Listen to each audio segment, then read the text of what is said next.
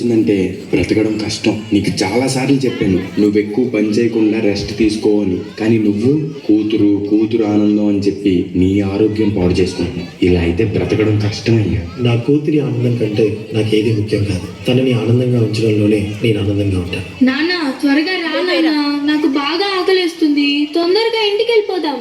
మరేం పర్లేదు డాక్టర్, నేను చూసుకుంటాను. నాన్న నాకు బాగా ఆకలిసినప్పుడు ఆ ఆకలి తెలియకుండా ఒక పాట పాడతారు కదా, పాడండి నాన్న.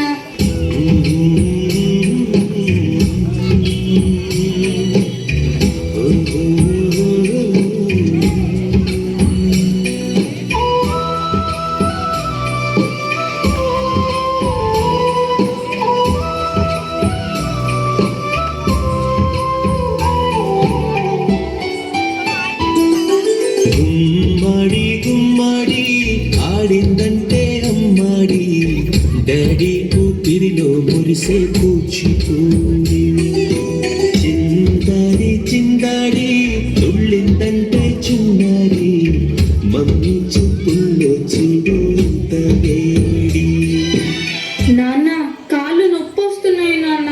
పొద్దంటే వినదే పగలంతా ఆడి పాడి, ముద్దైన తినదే పరిగెత్తే పైడి లేడి, చిలకల్లే చెవిలో ఎన్నో సునాడి. పడుకోవే పన్నెండైనా ఏం చెయ్యాలి. గుమ్మాడి గుమ్మాడి ఆడిందంటే అమ్మాడి, డాడీ ఊపిరిలో మురిసే కూచిపూడి. చంద్రయ్య ఎక్కడయ్యా నా అద్దె డబ్బులు? 6 నెలల నుండి అడుగుతున్నాను, ఈ రోజుకి ఇంకా ఇవ్వలేదు. ఇలా అయితే ఉండొద్దయ్యా. నా ఇల్లు ఇప్పుడే ఈ క్షణమే ఖాళీ చేసి వెళ్ళిపోండి. అయ్యా కొంచెం చిన్నగా మాట్లాడండి అయ్యా. లోపల నా కూతురు నిద్రపోతుంది, విన్నదంటే బాధపడుతుంది. ఎలాగైనా 2 రోజులు మీ డబ్బులు కట్టేస్తానయ్యా.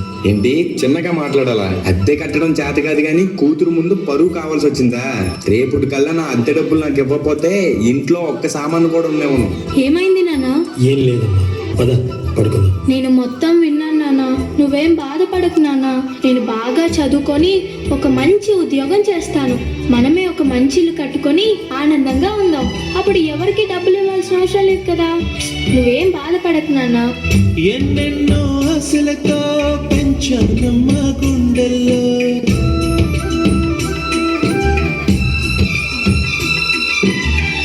ఎన్నెన్నో ఆశలతో పెంచానమ్మ గుండెల్లో, నువ్వే నా కలలన్నీ పెంచలే నీ కన్నుల్లో.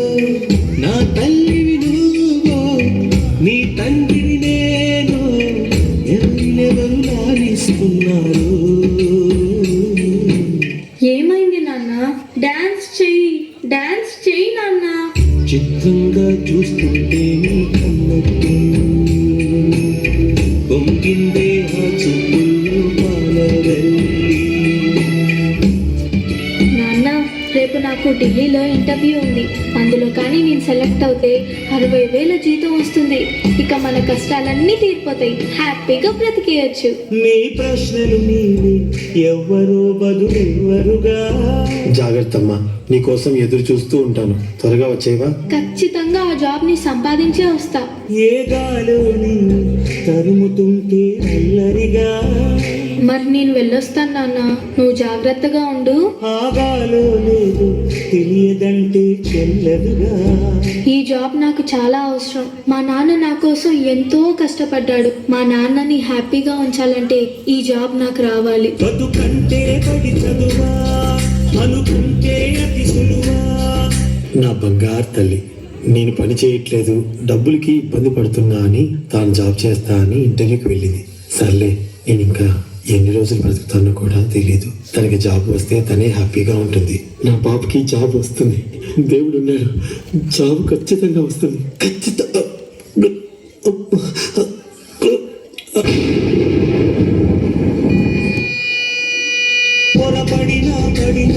జాలి పడదే కాలం మనలాగా. యు ఆర్ సెలెక్టెడ్, నీకు ఈ జాబ్ వచ్చింది. Thank you so much sir. నాకు జాబ్ వచ్చిందని తెలిస్తే మా నాన్న చాలా హ్యాపీగా ఫీల్ అవుతారు. ఇప్పుడే ఈ విషయం మా నాన్నకు చెప్పాలి. ఏంటి నాన్న ఫోన్ లిఫ్ట్ చేయట్లేదు. సరేలే, డైరెక్ట్ గా వెళ్ళి సర్ప్రైజ్ చేద్దాం. ఆయన హ్యాపీగా ఫీల్ అవ్వటం నేను కళ్ళారా చూడాలి. ఒక నిమిషం కూడా ఆగిపోతే నువ్వు వచ్చేదాకా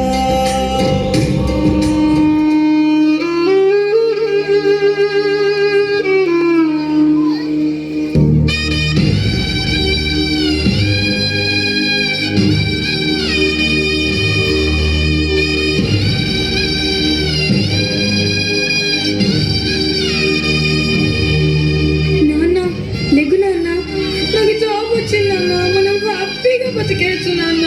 నాన్న లెగ్గు నాన్న, నాకు భయం వేస్తుంది నాన్న.